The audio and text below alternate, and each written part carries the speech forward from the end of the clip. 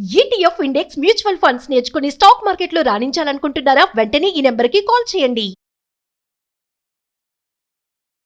నమస్తే రమగారు. నమస్తే జయ. రమగారు, ఏదైనా మంచి కథ చెప్తారా? ఏమన్నా సుందరి కథ చెప్తా.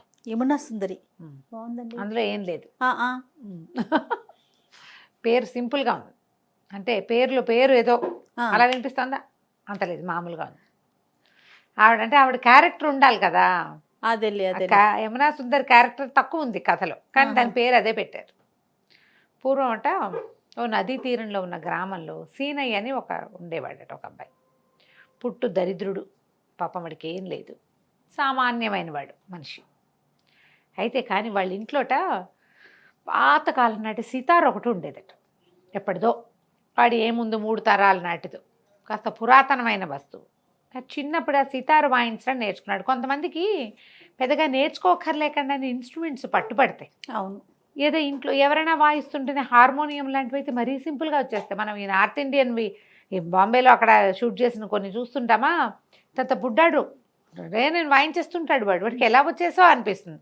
అది నేర్చుకున్న విద్య కాదు, వచ్చిన విద్య. ఇతనికి అట్లా వచ్చిన విద్య అనమాట. పాటలు కట్టి పాడేవాడు. ఆ సితారు వాయిచ్చి వాడు పాట పాడుతుంటే ఇంకా వాడి రూపం, వాడి దారిద్ర్యం కనపడేది కాదు. పీపుల్ హాయిగా వినేవాళ్ళు వాడి సంగీతాన్ని. అయితే ఇతను ఎట్లా అయ్యేదంటే, ఇతనికి నదీ తీరానికి వెళ్ళి సాయంకాలం అక్కడ కూర్చుని పాటలు పాడుకునేవాడు. అది ఆనందం కలిగించేది. వాడికి ఆకలి దప్పి ఉండేవి కాదు, ఎంత సంతోషంగానూ ఉండేది. ఈ నదీ తీరం ఏంటిది? యమునా నదీ తీరం. ఆ యమున నది అంటే ఇప్పుడు మనకి ఇట్లా విశాలంగా కనపడకుండా ఇట్లా మెలికలుగా ఉన్న ఒక బ్యాంకులో, అంటే ఒక ఒడ్డున వీళ్ళ ఊరుందనమాట. అక్కడికి వెళ్ళి కూర్చుని పాడేవాడు. అయితే ఈ యమున ఇంకా కొంచెం ముందుకి సముద్రంలో కలిసే దారి ఒకటి ఉంది అక్కడ. మామూలుగా నదులు సముద్రంలో కలిసేటప్పుడు ఇంత పెద్ద దీంతో ఏం వచ్చేవి, స్లోగా ఉంటాయి. అక్కడంతా ఏదో ఉండి చివరికి ఏదో మెలికలాగా ఒక ఇరకలాగా ఉండి ఆ ఇరకలో నుంచి సముద్రం వైపుకి వెళ్తుంది. అలాంటి పరిస్థితి ఉందన్నమాట ఇక్కడ. ఊళ్ళో వాళ్ళంతా చాలా మెచ్చుకునేవాళ్ళు. అతని సంగీతాన్ని ఎంతో శ్రద్ధగా ఆసక్తిగా వినేవాళ్ళు. ఇతను ఆ నదీ తీరంలో కూర్చుంటే ఆ మెలికలు తిరిగి ఉన్న నదిని ఒక సుందరిగా ఊహించుకునేవాడు. యమునా సుందరి అనేవాడు. ఆమె కోసమే ఆమె సౌందర్యం మీద ఎన్నెన్నో పాటలు పాడాడు. యమున నల్లగా ఉంటుంది, దాని కిందున్న మట్టి వల్ల అయి ఉండొచ్చు. అది మెలికలు తిరిగి ఉంటే అది కనబడేది దాని పక్కనున్న గడ్డి దుబ్బులు, ఆ చెట్లు, ఆ చెట్లకి సోయగానే కల్పించిన నీటి తీపి, వాటన్నిటిని ఊహించి ఒక స్త్రీని గురించి ఊహించినంత ప్రీతిపాత్రంగా పాడేవాడు అనమాట. యమునా సుందరి అనేవాడు. ఇదే నా సుందరి, నా జీవితంలో స్త్రీ యమునే, అలా చెప్పేవాడు. అయితే ఏమైందట, ఎక్కడైతే యమున సముద్రంలో కలుస్తుందో అక్కడ కూర్చుని అక్కడ వాళ్ళు ఎవరో కొంతమంది అడిగితే అక్కడ పాటలు పాడుతుంటే ఒకనాడు సముద్రుడు పెద్ద పెద్ద అలలు వచ్చినాయట, చాలా పెద్ద అలలు వచ్చినాయి. అయినా కూడా వీడు సంగీతం ఆపల, కళ్ళు మూసుకుని పాడుకుంటున్నాడు వాయించుకుంటూ. ఆ లోపల ఉండిపోయాడు. ఆ సముద్రుడు పైకి వచ్చాడు. వచ్చి, ఎంత బాగా పాడుతున్నావో నువ్వు, వారి నుంచి నీ సంగీతం విని మైమరిచిపోయాం మేమంతా. నీకు ఎలాగైనా బోల్డని బహుమతులు ఇవ్వాలని కోరిక ఉంది. నువ్వేం చేస్తావంటే, ఈ నదీ సముద్ర సంగమం ఉంది కదా, ఇక్కడ ఒక వల తెచ్చి పరు, నీకు నేను ఇవ్వదలుచుకున్న బహుమతులు లభిస్తాయి. దీనికి ప్రతిగా నువ్వు వచ్చి మా లోపలికి, మా సముద్రం లోపలికి వచ్చి, మాకు ఒక పచ్చల మండపం ఉంది, అది సంగీత మండపం, అక్కడ ఒక కచేరీ చేసి మమ్మల్ని అందరినీ ఆనందింపచేయాలి. నీ గానామృతాన్ని మా ఇంట్లో నుంచే వినాలనుకుంటున్నా, నేను బయట పాడుతుంటే వింటున్నా నేను అని చెప్పాడు. చెప్పేసరికి అలా ఆశ్చర్యపోయాడు వీడు. బాగానే ఉందనుకున్నాడు. అట్లాగే తప్పకుండా వస్తానన్నాడు. అని ఏం చేశాడు, మర్నాడు ఒక వల తెచ్చి 4 పుల్లలు పాతి అక్కడ పరిచిపెట్టాడు. సాయంత్రానికి ఆ వల నిండా ఎన్ని ముత్యాలు, ఎన్ని రత్నాలు పడ్డాయో, ఎన్ని పగడాలో, అవంతా ఆ వల తీస్తే దాని నిండా చేపలు పడాల్సిన వలలో రాళ్ళు రప్పలన్నీ ముత్యాలు, రత్నాలే. సముద్రుడు రత్నగర్భుడు అని చెప్తారు కదా, సముద్రం పేరే రత్నగర్భ. అది రత్నాలు, వజ్రాలు, ముత్యాలు అన్నీ ఆయన కడుపు నుంచే వస్తాయని చెప్తారు. అవన్నీ తీసుకొచ్చుకొని వ్యాపారం చేసుకోవటం మొదలుపెట్టాడు.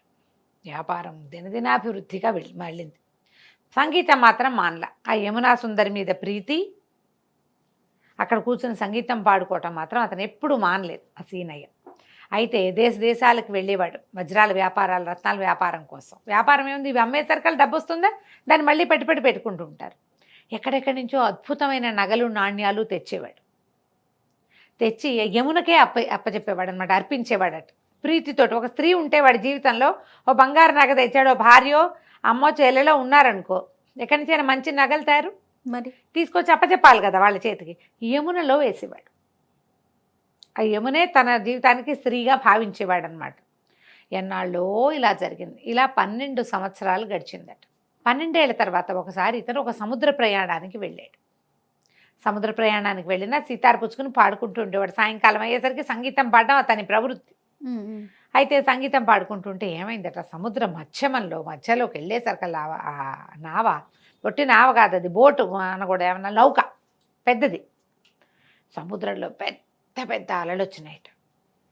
ఎంత విపరీతమైన అలలు వచ్చినాయో, నౌక ఎటు వెళ్ళలేక బిగిసిపోయిందట.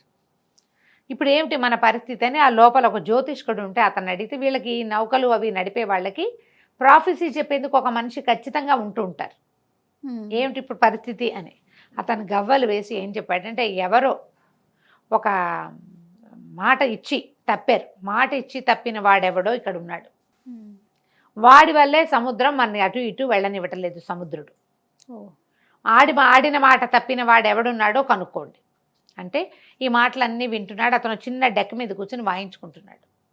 ఆ నీళ్ళు ఎగిరి పడుతుంటే అతనికి నీళ్ళ పక్కన ఉండటమే అలవాటుగా ఏం పెద్ద హడావిడి పళ్ళు అక్కడే కూర్చున్నాడు.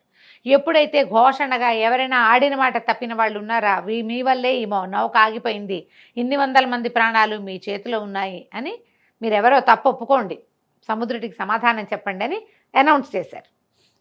అనౌన్స్ చేశారు కల్లా ఇతను ఏమనుకున్నాడంటే ఇది నేనే అని భావించి గబగబా పరిగెత్తుకుంటూ వచ్చాడు. నౌక పై భాగానికి వచ్చాడు.